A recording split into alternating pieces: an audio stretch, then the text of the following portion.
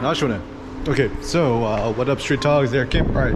So some quick turbo thoughts. This one is about the good and the bad. So why is it that we desire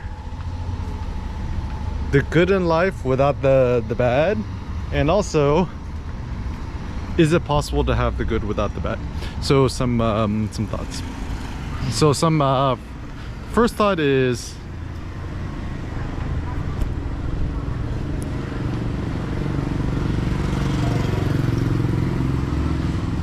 the good cannot exist without the bad, and vice versa. If you think about it from like a yin-yang approach. So for example,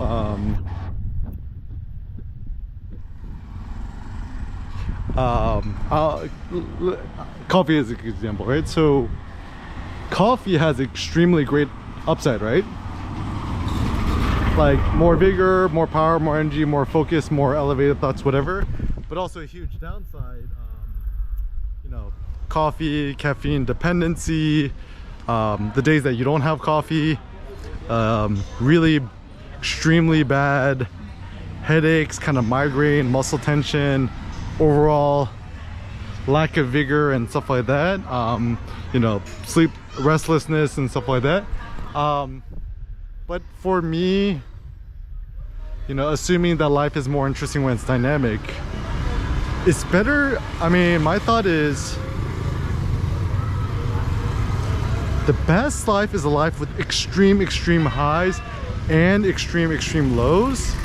And also a realization too is on the path onto greatness, one must have also great pain as an ingredient towards that. So for example,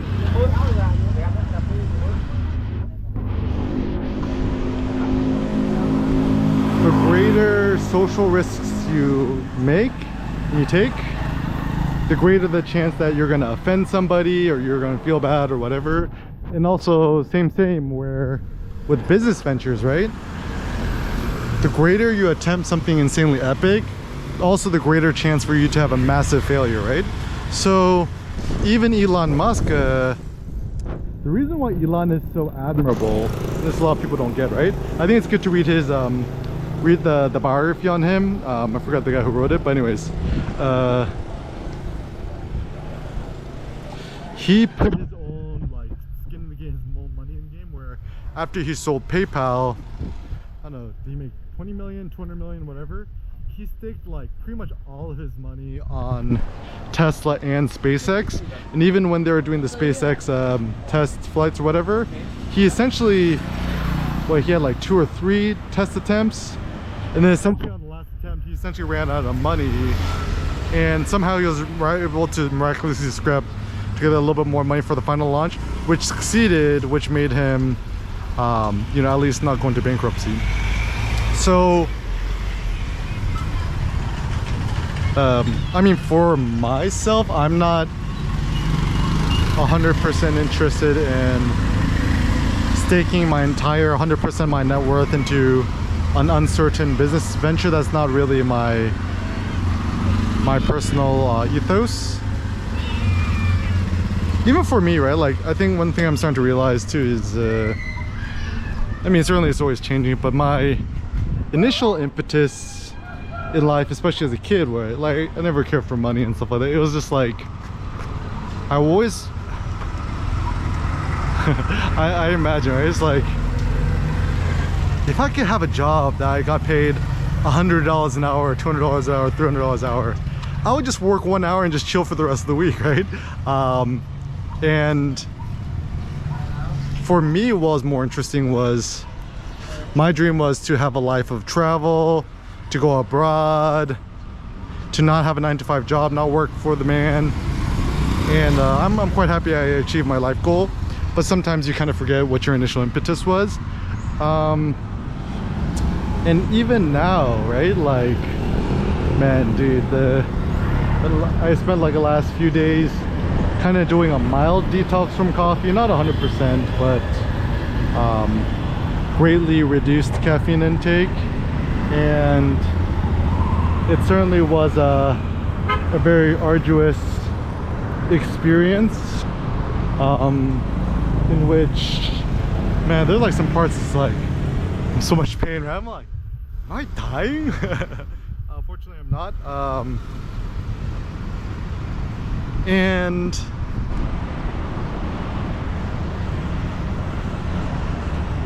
yeah, and so, you know, it's just like even a stoic entrepreneurship thought or a philosophical thought, right, is maybe even having the thought about death is a healthy one. Is like, even every once in a while to have a thought is like, am I gonna die or am I dying? It's good, because then you just think to yourself, if that were in fact the case, if this was your last day on earth, right, like what would you do, what would you not do, right? So for myself currently, right, my main preoccupations is, you know, vlogging, coming up with turbo thoughts, sharing great ideas, you know, supporting Cindy to the maximum, and also now being as great of a father I can to Seneca is kind of my life goal.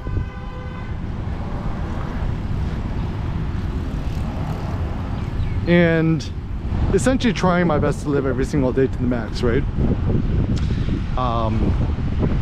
Whether it be physical, creative, artistic, mental, powerlifting, whatever it may be. And I don't want to leave any rock unturned. I don't want to leave anything on the table. So a lot of people in America, right, and I think in general, right, like people like the idea of having upside without downside, but I'm starting to think it's like, in order to increase the maximum extent of the upside, you must also conversely increase or decrease whatever the maximum amount of downside is possible.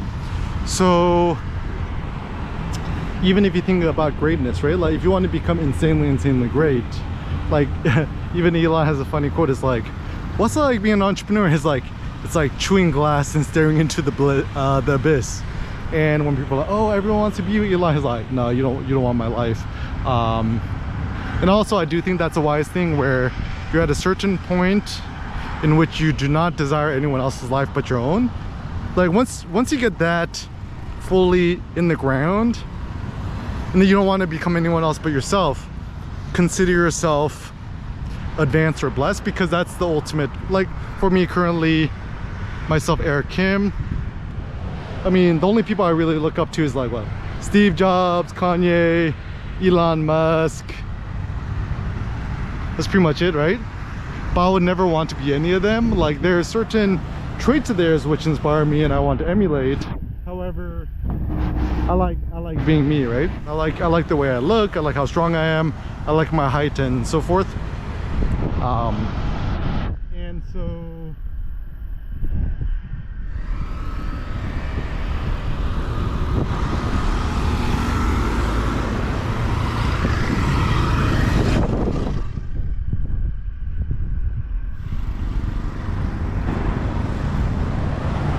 so yeah, as a very interesting philosophical thought, think that in order to maximize the good in life, you must also maximize the bad, the negative, and the downsides, right? So for example, I think the reason why Seneca has been so meaningful to me, you know, my relationship with him and stuff, is that like I have experienced insane amounts of pain and difficulty with him, you know, both mostly physiological, right, and certainly a lot of, you know, the time spent with him and stuff like that. And it's not this weird like self-flagellation, like, oh, you know, Sen, I sacrificed for you so much to do whatever, but actually in fact your kid is actually an ego of yourself. It's like a mini you, right? Like, so every time I look at Sen, right, I'm like, certainly he's his own person, but he's created in the image of me, or like a more idealized version of myself, or like I'm essentially raising him the way I wish that my dad raised me. And so, in fact, the investment you put into your kid is like investing in yourself, actually. And so even if I was a 100 bajillionaire, ooh, Lamborghini of the Urus. One thing I love about Phnom Penh is like, I see at least like 4 Rolls Royces a day. But anyways, so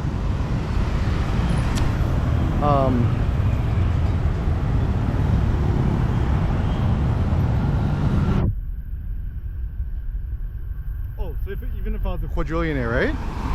I would actually not want to send to daycare or whatever, because I believe myself to be the best trainer and educator and teacher for my kid, and I have so much insane extreme pride in him and his potentiality and his abilities that I don't want to outsource that to anybody else. I mean, at a certain point I'm gonna have to send him to school, right? But then up until then, I'm gonna try my best to be as great of a father and educator to him as possible is my personal goal.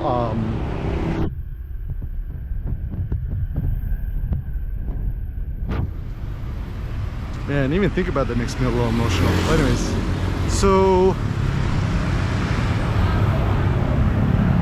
also I think another thing too is life becomes more beautiful and interesting when you realize how sad, unjust, and tragic it is. So even one of Nietzsche's thoughts about tragedy, he wrote a book called The Birth of Tragedy, and essentially the idea is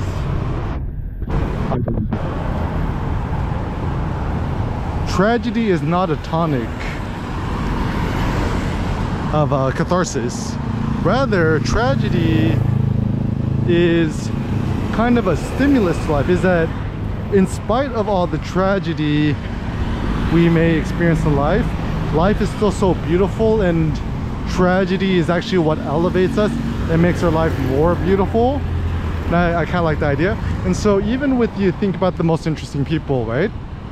All the most interesting people in history, or alive or dead or whatever, have experienced some sort of tragedy. And typically the more tragedy one has endured yet still trucked on and endured, the more interesting they are, right? Like, it's super sad, like Kanye's mom, she died, right? I think actually I'm not 100% sure the details, right? But actually you know, people are like, oh, she died doing plastic surgery, whatever, just so whatever. But I think actually it was like Kanye's mom was doing like a breast reduction surgery, where it's just like, I don't know, maybe her breast or her body, something was too heavy, so she wanted to lighten it to reduce the pain. But anyways, her dying was super tragic, right? And that gave birth to a lot of Kanye's, you know, Dawn album and concept and stuff like that. And you know, even for me, I've had my share of scars growing up, and I'm grateful for them, because that's what has made me who I am today. And actually that's what makes me so optimistic and positive. Is a person who's really positive and optimistic isn't somebody who's never endured pain or hardship or whatever. In fact, he or she who has experienced the maximum amount of pain, hardship, but yet somehow overcome it or survived, actually ends up becoming more robust in the long term. And so even with Sen, right, like, I don't want him to be sheltered, and even when I'm, you know, not so nice, I don't hide it from Sen, because I also want people to know that people should and must have a wide gamut of emotions, right? And because now the bias is, we're trying to sterilize humans, we're trying to make them as predictable, nice, and kind, whatever, Ellen DeGeneres as possible. But the fact is, every single human being has a certain level of cruelty, of injustice, of quote-unquote badness in them. And even for myself, right, like, I try to be a super nice guy, right? But inwardly, of course, I'm like super judgmental, right? I was even thinking, I'm like, man, why do I not like expats so much? Especially when you go to expat-y places. But I'm like, but then again, I'm an expat, so why am I so judgmental? And this is where it's kind of tricky, that there's some people that outwardly they seem super nice and kind and polite, whatever, but inwardly they might be like secretly judging you in a very negative way. And so almost in some ways, the best type of person or human being is the one who is actually maximally honest and transparent, even though they may not be the nicest. So in some ways, you should trust the asshole more than the person who seems like a nice guy, because if someone's an asshole, like already out there, you know what their maximal bad behavior is, right? And then they're probably, there are a lot of things that they're nice about, right? But the nice guy, he's probably only a nice guy because he doesn't have the courage to be a bad guy, right? Another Lamborghini Urus, this one in red. So I guess some takeaway points, right? One, if you have certain like quote unquote bad qualities about yourself, right? Rather than trying to hide it or stunt it, maybe it's good to just kind of like let it out. But also conversely, the more of a quote unquote asshole or a bad person you allow yourself to become, conversely, you must also become more of a nice guy or a good guy, or like even a philosophical thought, right? In order to become more loving, you must also become more hateful. Because the big problem in the internet or culture or America, whatever, is that people seem to be really, really great haters without the love. So the love is essentially a component, right? So anyone who's like so full of hate, see if they have some love in them. Do they, I don't know, do they just need a hug, right? Like, give your haters a hug, right? And just think to yourself that pain, suffering, badness, tragedy in life isn't to be something extincted or getting rid of, but maybe something that should be increased in order to reach more greatness.